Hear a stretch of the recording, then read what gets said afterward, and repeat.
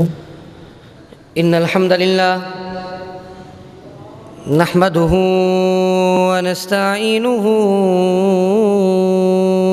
ونستغفره ونعوذ بالله من شرور أنفسنا ومن سيئات أعمالنا من يهده الله فلا مضل له ومن يضلله فلا هادي له أشهد أن لا إله إلا الله وحده لا شريك له وأشهد أن محمدًا عبده ورسوله اللهم صل على محمد وعلى آل محمد كما صليت على إبراهيم وعلى آل إبراهيم إنك حميد مجيد اللهم بارك على محمد وعلى آل محمد كما باركت على إبراهيم وعلى آل إبراهيم إنك حميد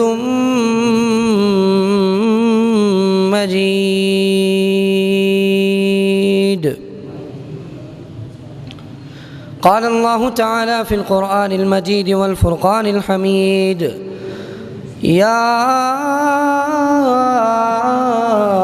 أيها الذين آمنوا اتقوا الله حق تقاته ولا تموتن إلا وأنتم مسلمون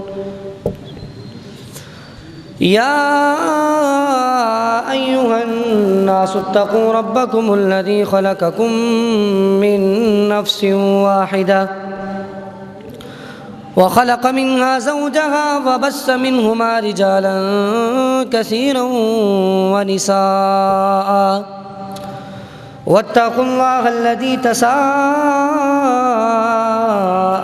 به والأرحام إن الله كان عليكم رقيبا يا أيها الذين آمنوا اتقوا الله وقولوا قولا سديدا يصلح لكم أعمالكم ويغفر لكم ذنوبكم ومن يطع الله ورسوله فقد فاز فوزا عظيما أما بعد فإن خير الحديث كتاب الله وخير الهدي هدي محمد صلى الله عليه وسلم وشر الأمور محدثاتها وكل محدثة بدعة وكل بدعة ضلالة وكل ضلالة في النار أعوذ بالله السميع العليم من الشيطان الرجيم بسم الله الرحمن الرحيم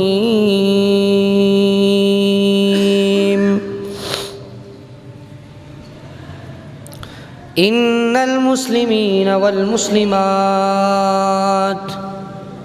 والمؤمنين والمؤمنات سب قسم کی حمد و ثنا اللہ وحدہ لا شریک کے لیے ہیں، جو ہمارا خالق ہے، مالک ہے، رازق ہے، ہر چیز پر قادر ہے، جو وہ چاہے کر سکتا ہے۔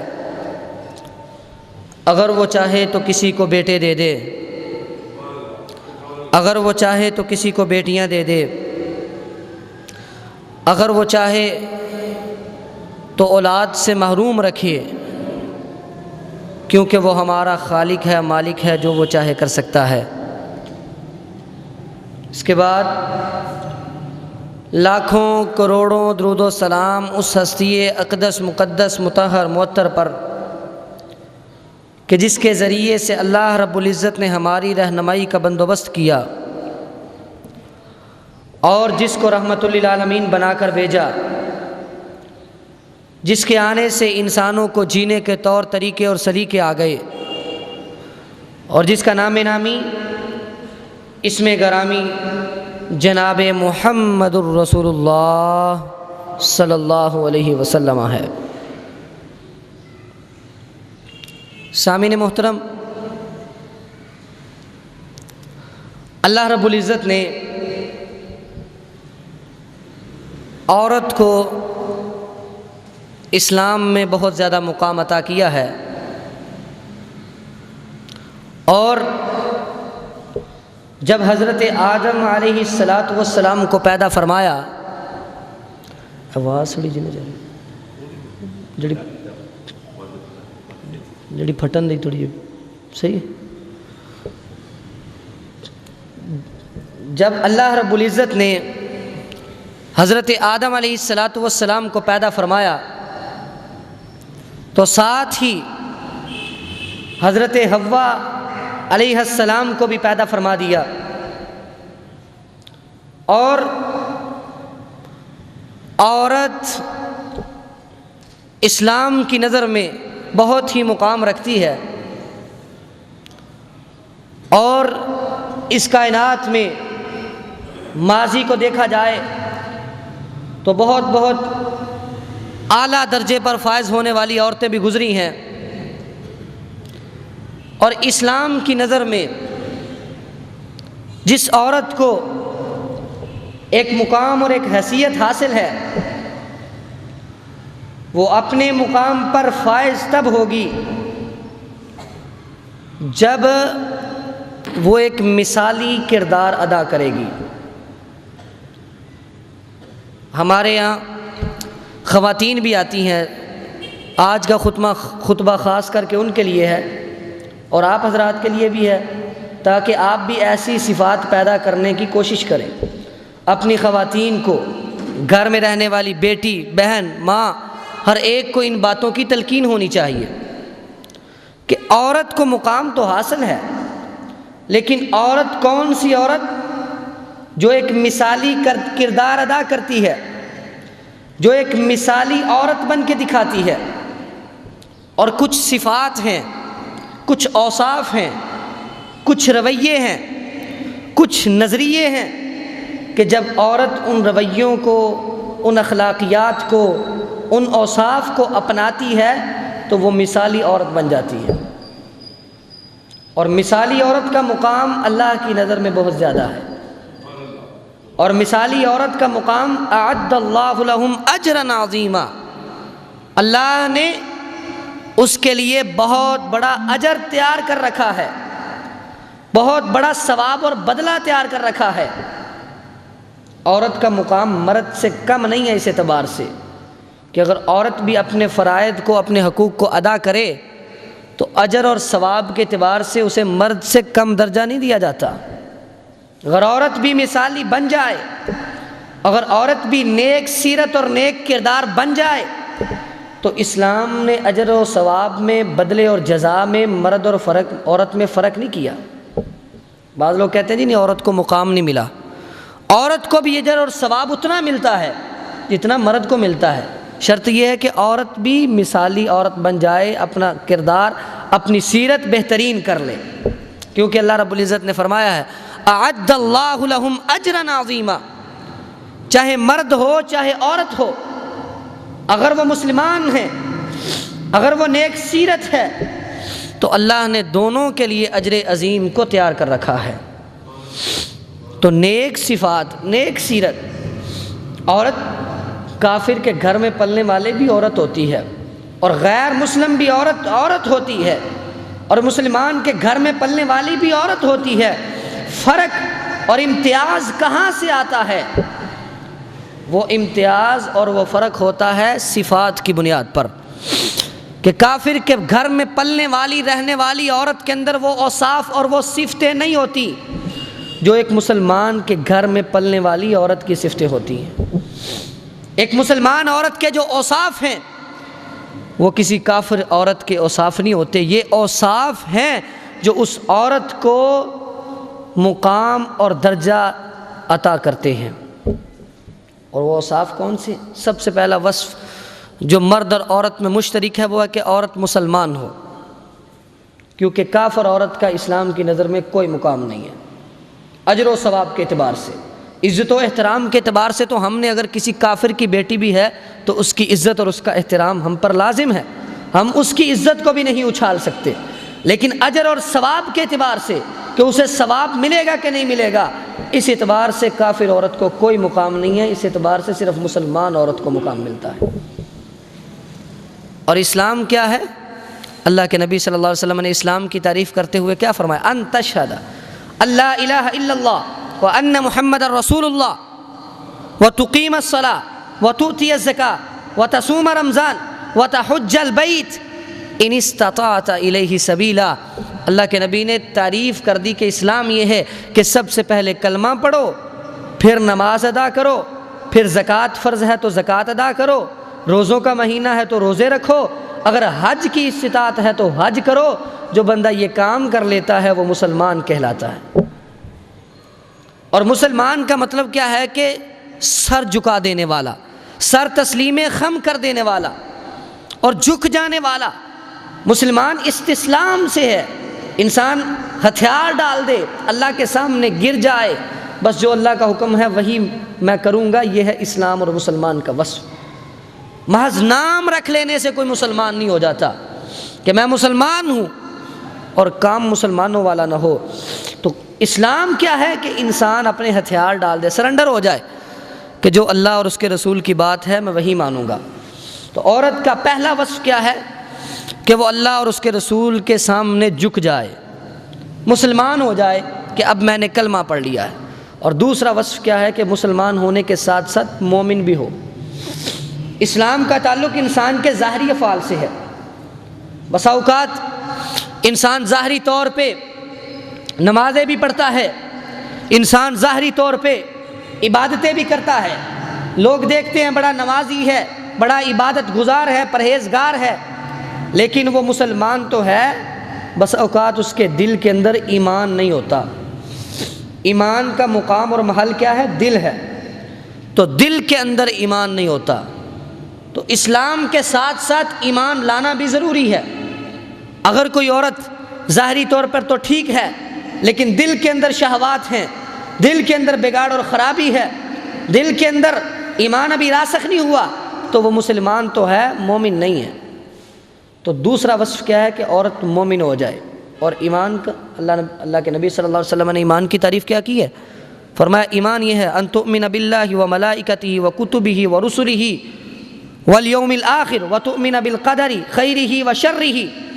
آپ نے فرمایا ایمان یہ ہے کہ تم اللہ پر ایمان لے آؤ کہ خالق و مالک، رازق و داتا اور عبادت کے لائق اور مسجود اور معبود وہ ایک اللہ ہے۔ فرشتوں پر ایمان لے آؤ، اللہ کی کتابوں پر ایمان لے آؤ، رسولوں پر ایمان لے آؤ، یوم آخرت پر ایمان لے آؤ، اور اچھی اور بری تقدیر پر ایمان لے آؤ۔ یہ ایمان کے ارکان ہیں، اور یہ جو ایمان ان چیزوں پہ بندہ لے آئے تو پھر وہ بندہ مومن بن جاتا ہے۔ اور ایمان پھر ایسا ہو کہ اس ایمان کے ہچکولے نہ ہو، وہ ایمان ہچکولے نہ لے، وہ ایمان ڈگمگائے نہ، تزلزل کا شکار نہ ہو۔ ایمان پھر اس عورت کا ایسا ہونا چاہیے کہ اگر وہ مثالی بننا چاہتی ہے تو چھوٹے موٹے معاملات کی وجہ سے اس کے ایمان کے اندر خرابی نہیں آنی چاہیے۔ جب عورت کے ایمان کا تذکرہ ہوتا ہے تو سیدہ سمیہ رضی اللہ تعالی عنہ کا واقعہ یاد آ جاتا ہے کہ انہوں نے عمار یاسر کی والدہ ہے رضی اللہ تعالی، حضرت عمار خود بھی غلام، ان کے باپ یاسر بھی غلام، اور ماں سمیہ بھی غلام۔ ان پر ظلم ہوا اور نیزہ مار کے سیدہ سمیہ کو شہید کر دیا گیا، لیکن ایمان سے انکار نہیں کیا۔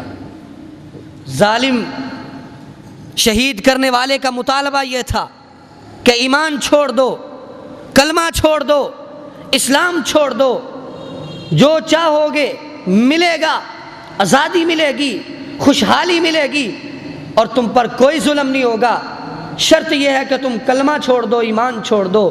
اس عورت نے، سیدہ سمیہ رضی اللہ تعالی عنہا نے اپنے آپ کو شہید کروانا تو گوارا کر لیا، لیکن ایمان سے انکار نہیں کیا۔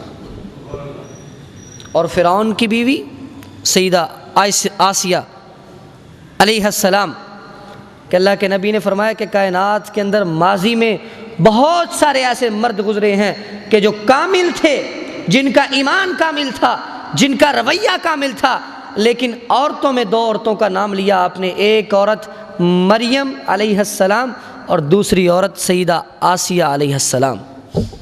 یہ دو عورتیں ایسی گزری ہیں جن کے بارے میں آپ نے فرمایا کہ یہ کامل تھیں۔ کامل کا مطلب یہ ہے کہ ان کا ایمان کامل تھا، وہ دنیا میں جنتی تھی، ان کو جنت کی بشارتیں مل گئیں۔ اور کام کیا کیا تھا؟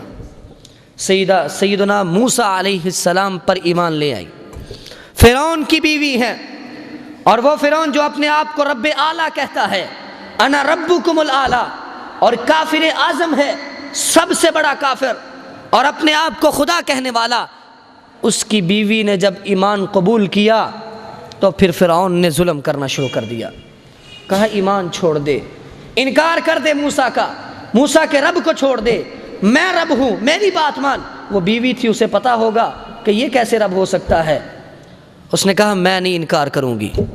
فرعون نے ظلم ڈھائے، اور ایک طرف فرعون کے محلات، عیش و عشرت، آسائش، ستائش، آرام، سکون اور نرم اور گرم بستر، ہر چیز مہیا ہے، اور طرح طرح کی غذائیں مہیا ہیں، اور آزادی ہے، سب کچھ مل رہا ہے، لیکن جب ایمان قبول کر لیا، سیدہ آسیہ علیہ السلام نے سب کچھ ٹھکرا دیا اور ایک ایمان کو اپنے گلے سے لگا لیا۔ جب ایمان کو گلے سے لگایا تو دنیا کی ہر نعمت کو چھوڑ دیا اور کہا رب ابن لی عندک بیتا فی الجنہ، اے اللہ مجھے دنیا کے محلات کی کوئی ضرورت نہیں، یہ میرے جوتے کی نوک پر ہیں، اے اللہ میں تجھ سے دعا کرتی ہوں میرے لیے جنت میں گھر بنا دے، مجھے دنیا کے گھر کی کوئی ضرورت نہیں۔ اور اللہ نے جنتوں میں ان کا گھر تیار کیا، اللہ نے جنت میں محلات تیار کیے۔ جس نے دنیا کے محلات کو، دنیا کی آسائشوں اور دنیا کی نعمتوں کو اللہ پر ایمان کے مقابلے میں ٹھکرا دیا، پھر اللہ نے اس کا بدلہ بھی جو ہے وہ اس سے کئی گنا بڑھا کے دیا۔ تو ایمان اگر لانا ہے تو پھر ایمان جو ہے وہ مضبوطی کے ساتھ لانا ہوگا، کہ ایسی عورتیں کہ جن کے ایمان کی مثالیں اللہ کے قرآن نے بیان کی ہیں، ایسی عورتیں جن کے ایمان کی مثالیں اللہ کے نبی نے بیان کی ہیں، وہ ہمارے لیے آئیڈیل اور نمونہ ہیں۔ ان جیسا ایمان لے کے آؤ، اللہ ان جیسا اجر اور بدلہ بھی عطا کریں گے۔ تو پہلا وصف کیا ہے؟ کہ مسلمان ہو۔ دوسرا وصف کیا ہے؟ کہ ایمان والی ہو۔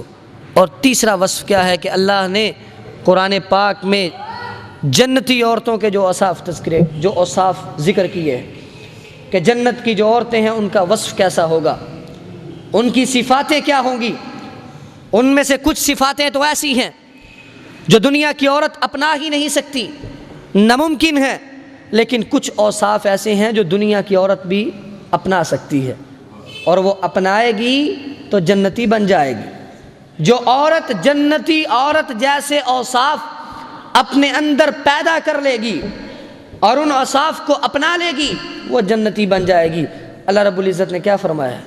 فرمایا فیہن قاصرات الطرف لم یطمثہن انس قبلہم ولا جان۔ فرمایا جنت میں ایسی عورتیں ہوں گی قاصرات الطرف، جو اپنی نگاہوں کو جھکا کے چلتی ہیں، جو اپنی نگاہوں کو نیچا رکھتی ہیں، جو آنکھیں اٹھا کے ادھر ادھر نظر نہیں گماتی، راستے پہ اگر چلنے کی ضرورت پڑتی ہے تو راستے کے اطراف پہ نہیں دیکھتی، نظریں جھکا کے چلتی ہے، نظروں میں حیا اور شرم ہوتی ہے۔ یہ جنتی عورت کا وصف ہے، لم یطمثہن انس قبلہم ولا جان۔ اور اس کا وصف یہ بھی ہے کہ اس کی عزت اور آبرو محفوظ ہوتی ہے، اس کو کسی انسان اور کسی جن نے اس سے پہلے کبھی بھی چھوا نہیں ہے۔ تو دنیا کی عورت یہ وصف کیسے اپنائے گی کہ وہ اپنی عزت اور اپنی آبرو کو اس طریقے سے محفوظ کرے کہ اسے غیر، اس کے خامد کا غیر جو ہے، اس کے خامد کے علاوہ کوئی بھی اسے مس بھی نہ کر سکے۔ اپنی عزت کو، اپنی آبرو کو اس طرح محفوظ کرے۔ اور اللہ رب العزت نے ایک اور وصف بیان فرمایا مقصورات فی الخیام، جنتی عورتوں کا ایک وصف یہ بھی ہے کہ وہ خیموں کے اندر ہی بند رہتی ہیں، خیموں سے باہر نہیں نکلتی، خیموں کے اندر رہتی ہیں۔ تو دنیا کی عورت یہ وصف کیسے اپنا سکتی ہے کہ وہ اپنے گھر کے اندر ہی سکون اور آرام سے بیٹھ جائے، بلا ضرورت اور بلا حاجت، بغیر مجبوری کے گھر سے باہر نہ نکلے، چھوٹے چھوٹے کاموں کے لیے، شاپنگ کرنے کے لیے، اور ایسے ہی کوئی کام بھی نہیں ہے، بازاروں کے چکر لگا دیے اور بازاروں میں جا کے چکر لگانے اور چیز خریدنی بھی نہیں ہے، 100 دکانوں کا چکر لگا لینا ہے، یہ جنتی عورت کا وصف نہیں ہے۔ مقصورات فی الخیام، وہ تو اپنے خیموں میں بند رہتی ہیں۔ یہ جنتی عورتوں کا وصف ہے کہ وہ گھر میں، اپنے گھر میں پناہ پکڑتی ہیں۔ اور اللہ رب العزت کا فرمان ہے وَقَرْنَ فِي بُيُوتِكُنَّ وَلَا تَبَرَّجْنَ تَبَرُّجَ الْجَاهِلِيَّةِ۔ اللہ رب العزت نے نبی علیہ الصلوۃ والسلام کی بیویوں کو مخاطب کرتے ہوئے یہ فرمایا تھا کہ اے پیغمبر کی بیویوں، وَقَرْنَ فِي بُيُوتِكُنَّ، اپنے گھروں میں قرار پکڑ لو، اپنے گھروں کو اپنی اما جگہ بنا لو، اپنے گھروں میں ہی سکون سے رہو، باہر نکلنے کی کوئی ضرورت نہیں۔ وَلَا تَبَرَّجْنَ تَبَرُّجَ الْجَاهِلِيَّةِ، اور جاہلیت کی زیب و زینت اختیار کرنے کی بھی کوئی ضرورت نہیں۔ جب عورت گھر میں رہتی ہے تو جاہلیت کی زیب و زینت سے بھی محفوظ رہتی ہے، جب گھر سے باہر نکلتی ہے پھر زیب و زینت بھی اختیار کرتی ہے، پھر جاہلیت کے طریقے بھی اختیار کرتی ہے۔ جب تک گھر میں ہے شیطان کی چالوں اور شیطان کے ہتھ کنڈوں سے محفوظ ہے، لیکن جب گھر سے باہر نکلے گی تو پھر وہ زیب و زینت بھی اختیار کرے گی۔ جب وہ دنیا کی عورتوں کو دیکھے گی، جب وہ بے پردہ اور بے حیا عورتوں کو دیکھے گی تو اس کے دل میں بھی پھر زیب و زینت اختیار کرنے کی چاہ آئے گی، خواہش پیدا ہوگی کہ وہ کتنی خوبصورت لگ رہی ہے، اس نے اپنا چہرہ بھی ننگا کیا ہوا ہے، چہرہ بھی برہنہ ہے اور زیور بھی پہنا ہوا ہے، ہاتھوں میں چوڑیاں بھی پہنی ہوئی ہیں اور تنگ لباس پہنا ہوا ہے۔ یہ خوبصورتی نہیں، حقیقت میں بدصورتی ہے۔ وَلَا تَبَرَّجْنَ تَبَرُّجَ الْجَاهِلِيَّةِ، یہ جاہلیت کی زیب و زینت تھی، اسلام نے ان کو حرام کر دیا ہے۔ اور کس کو حکم ہے؟ پیغمبر کی بیویوں کو، اور یہ پوری امت کے لیے حکم ہے کہ ہم نے اپنی بہنوں کو، اپنی بیٹیوں کو، اپنے گھر کی خواتین کو، جب گھر میں مرد موجود ہے، جب گھر میں مرد حضرات موجود ہیں تو عورت کو گھر سے باہر کام جانے کی کوئی ضرورت نہیں، اور اسلام کی نظر میں بھی یہ جائز نہیں ہے۔ بلا ضرورت عورت گھر سے باہر نہیں نکل سکتی، کیونکہ عورت اپنے گھر میں جب تک رہتی ہے تب تک وہ محفوظ رہتی ہے۔ حدیث میں آتا ہے نبی علیہ الصلوۃ والسلام نے فرمایا المرأۃ عورہ، عورت جو ہے وہ چھپانے کی چیز ہے۔ عورہ کہتے ہیں چھپانے کی چیز کو، عورت چھپانے کی چیز ہے۔ کیا مطلب؟ کہ وہ بازاروں کی زینت نہ بنے، وہ گلیوں میں چکر نہ لگائے، وہ بازاروں کے چکر نہ لگائے، وہ گھر میں ٹھہرے، گھر میں قرار پکڑے، کیونکہ جب عورت گھر سے باہر نکلتی ہے استشرفها الشیطان، تو شیطان نظریں اٹھا اٹھا کے اس عورت کی طرف جھانکتا ہے اور لوگوں کی اس عورت کی طرف توجہ کو مبذول کرتا ہے کہ دیکھو اس عورت کی طرف وہ جا رہی ہے، دیکھو اس کی طرف۔ شیطان لوگوں کی توجہ کو اس عورت کی طرف مبذول کرتا ہے، دیکھو اس کی طرف یہ جا رہی ہے، یہ کیسے بے پردہ اور گھر سے باہر چکر لگا رہی ہے۔ شیطان پھر اس کے بارے میں لوگوں کے ذہنوں میں شبہات اور گندے گندے خیالات ڈال دیتا ہے۔ شیطان کو تو موقع چاہیے، اس لیے اللہ رب العزت نے ان سارے کے سارے وسواس سے بچانے کے لیے اور سارے کے سارے خیالات سے بچانے کے لیے سدباب کے طور پہ یہ فرما دیا وَقَرْنَ فِي بُيُوتِكُنَّ، اے عورتوں تمہیں گھر سے باہر جانے کی کوئی ضرورت نہیں ہے، تم گھر میں رہو، تمہارا گھر تمہارے لیے باعث سکون ہے، تمہارا گھر تمہارے لیے۔ بلکہ حدیث میں آتا ہے نبی علیہ الصلوۃ والسلام نے فرمایا کہ عورت اللہ کا قرب تب حاصل کر سکتی ہے جب وہ اپنے گھر میں قرار پکڑتی ہے، فی قعر بیتہا، جب تک وہ اپنے گھر میں کونے میں قرار پکڑتی ہے، اپنے گھر میں رہتی ہے، گھر میں سکون اختیار کرتی ہے، تب تک وہ اللہ کا قرب حاصل کرتی رہتی ہے۔ تو یہ وصف ہے جنتی عورت کا کہ وہ مقصورات فی الخیام، گھروں میں قرار پکڑتی ہیں، اور جو بازاروں میں نکلتی ہیں، جو راستوں کی زینت بنتی ہیں، شیطانوں کے ہتھے چڑھ جاتی ہیں اور شیطانوں کی نگاہ کا مرکز بن جاتی ہیں، اور جو راستوں میں نکلتی ہیں، اللہ کے نبی صلی اللہ علیہ وسلم کا فرمان ہے کل قیامت کا دن ہوگا، جو بازاروں میں چلنے والی ہیں، بے پردہ گلیوں میں نکلنے والی ہیں، اور جن کے اعضاء، جسم کے اعضاء پردہ کرنے کے اور لباس پہننے کے باوجود بھی واضح ہو رہے ہوتے ہیں، ان عورتوں کے بارے میں اللہ کے نبی کا فرمان ہے نساء کاسیات عاریات مائلات ممیلات۔ اللہ کے نبی نے فرمایا کچھ عورتیں ایسی ہیں کہ جنہوں نے لباس تو پہنا ہوتا ہے، لباس تو پہنا ہے، لیکن پھر بھی برہنہ نظر آتی ہیں۔ لباس ایسا ہے کہ اس لباس کے پہننے کے باوجود بھی عورت کے اعضاء واضح ہو رہے ہوتے ہیں، اور آج کل ایسے لباس کی کوئی کمی نہیں رہی۔ یونیورسٹیز کے اندر، کالجوں کے اندر لڑکیاں ایسے لباس، ٹائٹس اور پینٹ اور اسی طرح باریک کپڑے، ٹائٹ لباس، لڑکیوں کے اندر جتنی جدید جو ہے وہ نسل ہماری آ رہی ہے، وہ ایسے لباس پہننا شروع ہو گئی ہے۔ اور ان لباسوں کے بارے میں اللہ کے نبی کا کیا فرمان ہے؟ فرمایا کہ ایسی عورتیں جنہوں نے لباس تو پہنا ہوتا ہے لیکن پھر بھی برہنہ ہوتی ہیں، عاریات، برہنہ ہوتی ہیں، اور فرمایا راستے میں نکلتی ہیں، مائلات، لوگوں کی طرف مائل ہوتی ہیں، لوگوں کی طرف نظریں اٹھا اٹھا کے دیکھتی ہیں، اور ممیلات، لوگ ان عورتوں کی طرف دیکھتے ہیں، ان کی طرف نظریں کرتے ہیں کہ یہ بھی کوئی جا رہی ہے، اس کی طرف بھی دیکھو کس طرح لباس پہنا ہے۔ ممیلات، لوگوں کو اپنی طرف مائل کرتی ہیں۔ فرمایا کل قیامت کے دن ان عورتوں کا حال کیا ہوگا؟ لم يدخلن الجنہ، یہ عورتیں جنت میں داخل نہیں ہو سکتی، یہ عورتیں جنت میں داخل نہیں ہو سکتی۔ اور یہاں تک فرما دیا لم یجدن ریح الجنہ، جنت میں داخل ہونا تو دور کی بات ہے، یہ عورتیں جنت کی خوشبو بھی نہیں پا سکتی۔ جو اس طرح کا لباس اور جو اس طرح بازاروں میں چکر لگاتی ہیں، جو بلا ضرورت گھر سے باہر نکلتی ہیں، یہ ایک مثالی عورت کا کردار نہیں ہے۔ اسلام نے عورت کی ضرورت کو پورا کرنے کے لیے مرد کو مقرر کیا ہے۔ گھر میں جو مرد حضرات ہیں ان کی یہ ڈیوٹی اور ان کی ذمہ داری ہے، اگر وہ ذمہ داری میں کوتاہی کرتے ہیں تو وہ گناہ گار ہیں۔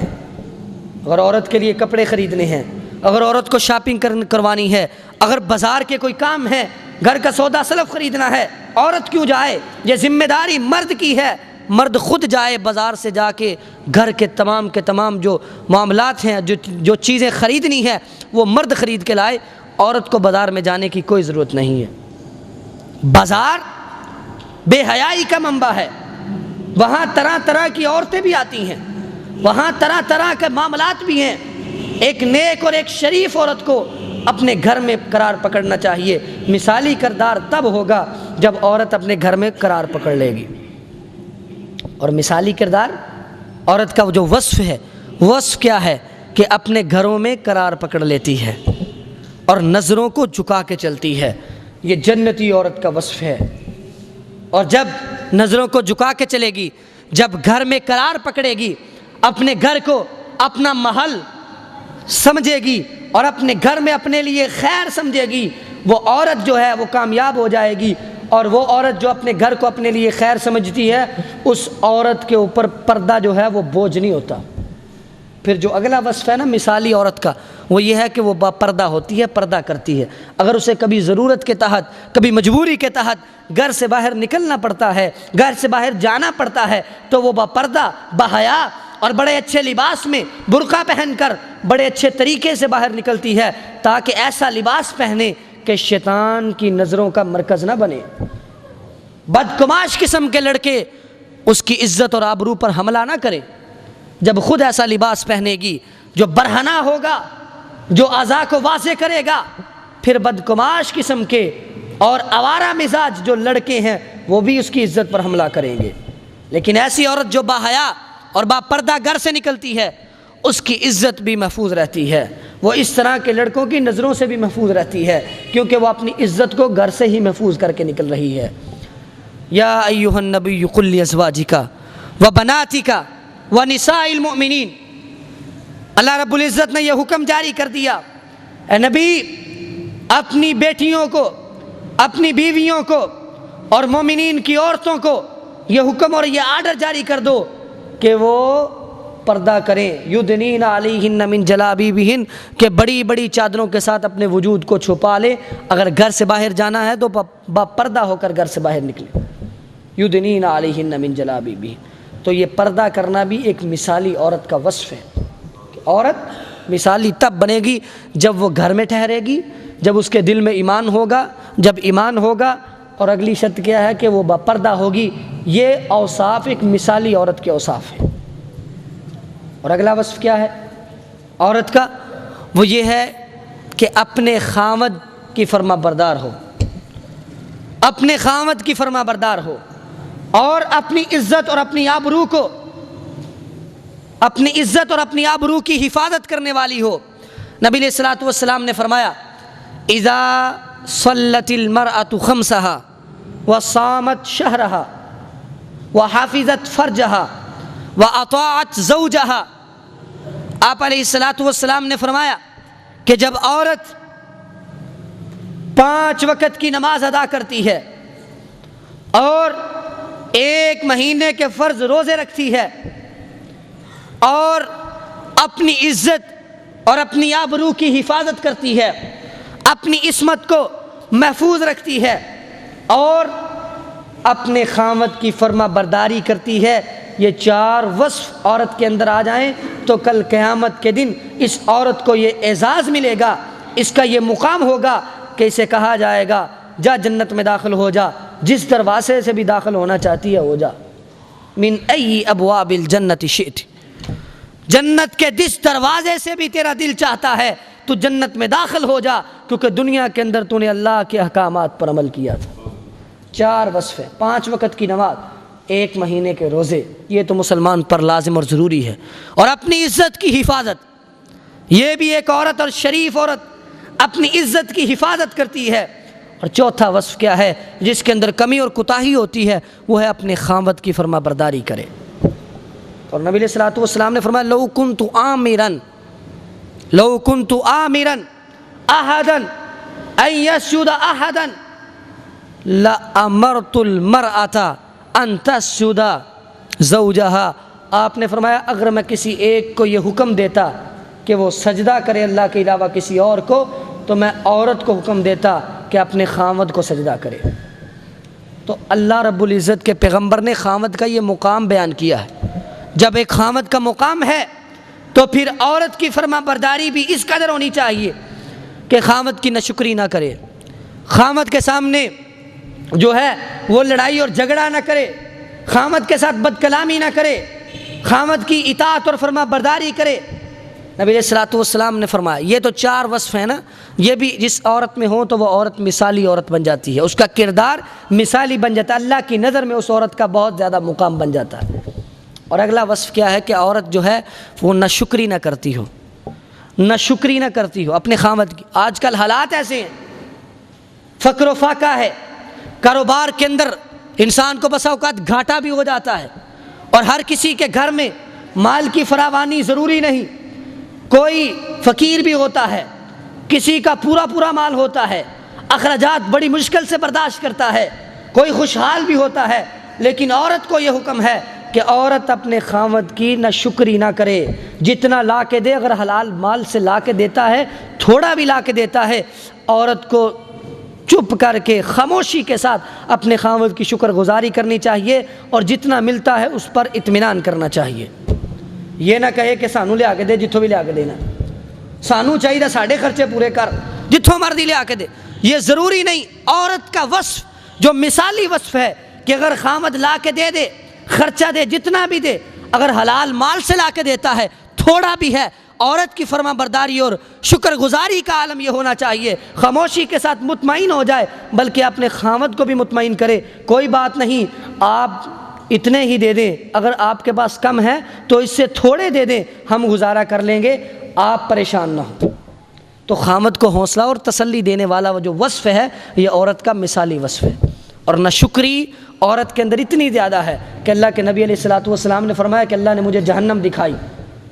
دیکھیے گا حدیث کیسی ہے، یہ خواتین کے سننے والی ہے۔ آپ نے فرمایا کہ اللہ نے مجھے جہنم دکھائی، میں نے جہنم کے اندر بہت زیادہ تعداد میں عورتیں دیکھیں، بہت زیادہ عورتیں تھیں۔ صحابہ نے پوچھا لیما یا رسول اللہ صلی اللہ علیہ وسلم، اللہ کے رسول جہنم میں عورتیں زیادہ کیوں تھیں، اس کی وجہ اور اس کا سبب کیا ہے؟ اللہ کے نبی صلی اللہ علیہ وسلم نے فرمایا لِكُفْرِهِنَّ، ان کی ناشکری کی وجہ سے وہ جہنم کا ایندھن بن گئی ہیں۔ تو صحابہ نے کہا ناشکری کس کی؟ اللہ کی ناشکری، اللہ کی ناشکری کرتی ہیں؟ کہا نہیں، اللہ کی ناشکری نہیں، یکفرن العشیرہ، وہ اپنے خامد کی ناشکری کرتی ہیں۔ اپنے خامد کی ناشکری کرنے والی عورت مثالی نہیں ہو سکتی اور وہ جنت میں نہیں جا سکتی۔ آپ نے فرمایا کہ اپنے خامد کی ناشکری کرنے کی وجہ سے عورت جہنم کا ایندھن بن گئی ہے۔ اور آپ نے اسی حدیث میں آگے فرمایا عورت کا مزاج ایسا ہے جو کہ غلط ہے۔ وہ کیا ہے کہ ساری زندگی آپ اپنی بیوی کے ساتھ احسان کرتے رہیں، نیکیاں کرتے رہیں، اس کی ہر ضرورت کو پورا کرتے رہیں۔ اگر ایک دن ایسا آ جائے اللہ نے آپ کو آزمائش میں مبتلا کر دیا ہے، آپ کی اس مہینے سیلری نہیں ملی یا آپ پر قرضہ آن پڑا ہے، آپ گھر میں خرچہ پورا نہیں دے سکے، اپنی بیوی کی ضرورت کو پورا نہیں کر سکے، ایک دن یا ایک مہینہ ایسا آ جائے تو عورت کے منہ سے الفاظ یہ نکلتے ہیں کہ میں نے آج تک تم سے کوئی خیر حاصل کی نہیں۔ پنجابی کے اندر تو آج تک کوئی چنگا میرے نہ کیتا ہی نہیں، تو آج تک میری ضرورت پوری کیتی ہی نہیں۔ یہ اللہ کے نبی کا فرمان ہے کہ عورت کا مزاج ایسا ہے جو غلط ہے۔ یہ ہے ناشکری کہ ساری زندگی احسان کرنے والا خامد، اگر ایک مہینہ کیا ایک سال بھی اگر تنگ دست ہو جائے، معاملات خراب ہو جائیں، وہ اکیلی عورت تنگ دست نہیں ہے، اس کا خامد بھی تنگ دست ہے۔ وہ خود تو ناشکری کر رہی ہے لیکن اسے یہ نہیں پتا کہ میرے خامد کے حالات بھی تنگ ہے۔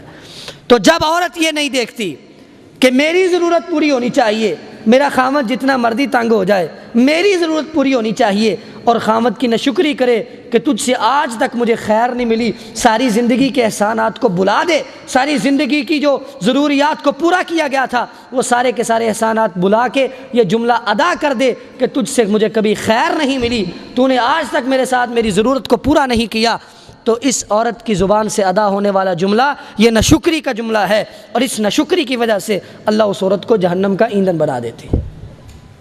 عورت کو صبر و استقلال، صبر و استقامت والا ہونا چاہیے کہ صبر کرے۔ خامد اگر بسا اوقات خرچہ پورا نہیں دیتا تو عورت صبر کرے، یہ عورت کا وصف ہے جو مثالی ہے، اور عورت صبر کرنے والی ہوتی ہے۔ عورت کے اندر صبر آ جائے اور شکر آ جائے تو اس عورت کو بڑا ہی اللہ کی نظروں میں مقام مل جاتا ہے، اور دکھ اور درد میں عورت جو ہے وہ اپنے خامد کا ساتھ دینے والی ہو جائے۔ جب دکھ اور درد میں عورت اپنے خامد کا ساتھ دیتی ہے تو خامد کی ساری تکلیفیں ختم ہو جاتی ہیں۔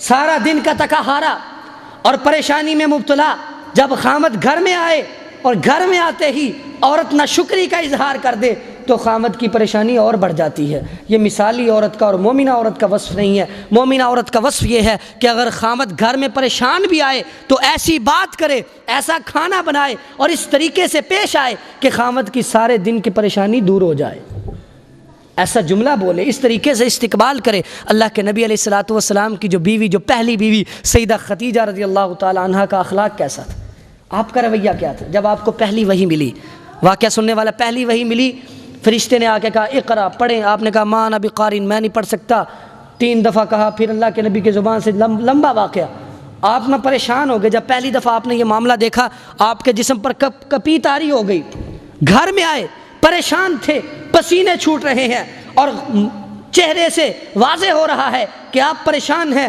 پریشانی کا شکار ہیں، لگتا ہے کوئی معاملہ پیش آ گیا ہے جس کی وجہ سے آپ پریشانی کا شکار ہیں۔ جب گھر میں آئے تو سیدہ خدیجہ رضی اللہ تعالیٰ عنہ کا رویہ کیا تھا؟ سیدہ خدیجہ رضی اللہ تعالیٰ عنہ کو آپ نے آ کے کہا زمیلونی زمیلونی، اے خدیجہ مجھے چادر دے دو، مجھ پر چادر اڑا دو۔ آپ کو بخار ہونے لگا، آپ کا جسم جو ہے وہ تپ رہا تھا، آپ کا جسم کپ کپا رہا تھا۔ سیدہ خدیجہ رضی اللہ تعالیٰ عنہ نے آپ کو حوصلہ دیا، سیدہ خدیجہ رضی اللہ تعالیٰ عنہ نے آپ کو حوصلہ دیا۔ کیا کہا؟ آپ کی اچھے اوصاف کا تذکرہ کر کے کہا کہ پریشان نہ ہو، آپ کو کبھی بھی پریشانی نہیں آئے گی۔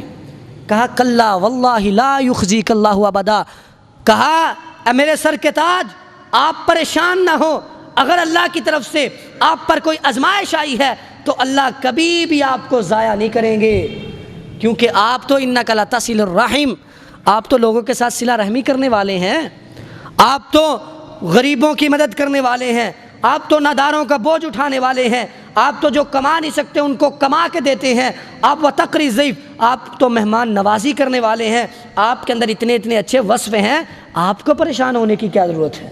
سیدہ خدیجہ رضی اللہ تعالی عنہا نے آپ کا ساتھ دیا، آپ کو حوصلہ دیا، کیونکہ یہ پہلی وحی کا معاملہ تھا، معاملہ بڑا حساس تھا، اللہ کے نبی پریشان تھے، لیکن جب سیدہ خدیجہ نے حوصلہ دیا تو آپ کو تسلی ہو گئی۔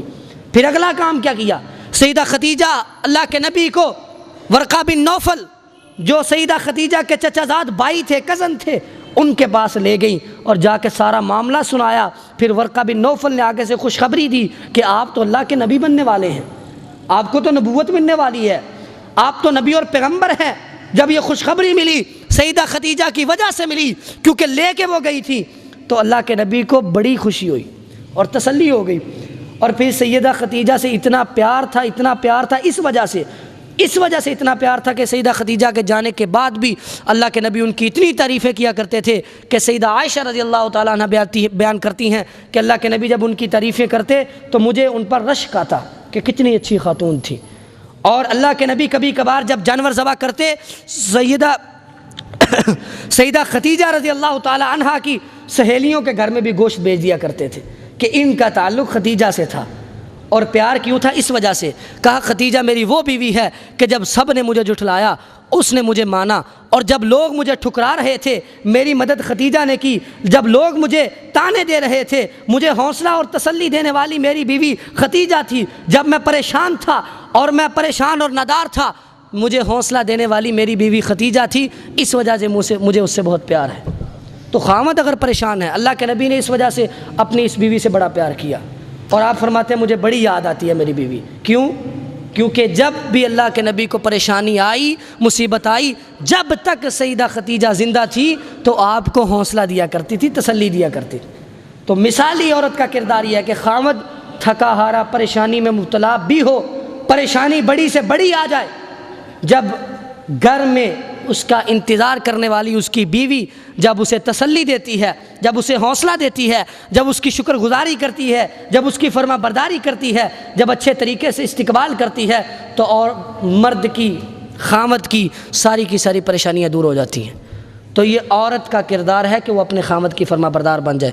جب وہ اپنے خاوند کی فرما بردار بن جاتی ہے تو اللہ تعالیٰ کی نظر میں بھی اس کا بہت زیادہ مقام ہوتا ہے، اور اللہ تعالیٰ اس کو جنت کا مہمان بنا دیتے ہیں، اللہ تعالیٰ اس کے لیے جنت کا انتظام کر دیتے ہیں۔ اللہ سے دعا ہے کہ اللہ تعالیٰ ہماری خواتین کو ان اوصاف کو اپنے اندر شامل کرنے کی توفیق عطا فرمائے، اور ہمیں بھی اپنے گھروں میں ان اوصاف کے بارے میں اپنی خواتین کو تلقین کرنے کی توفیق عطا فرمائے۔